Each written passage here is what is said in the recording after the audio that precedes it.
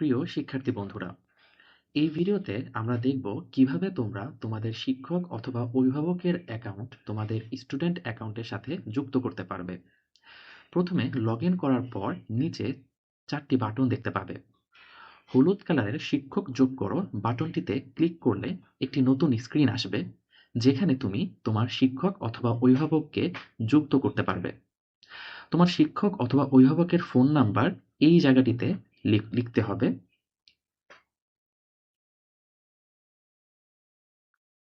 এরপর নিচের সার্চ করো বাটনটিতে ক্লিক করলে তোমার শিক্ষক অথবা অভিভাবককে তুমি দেখতে পাবে।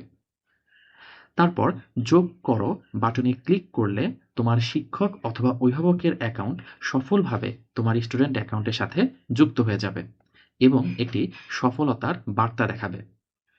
ধন্যবাদ।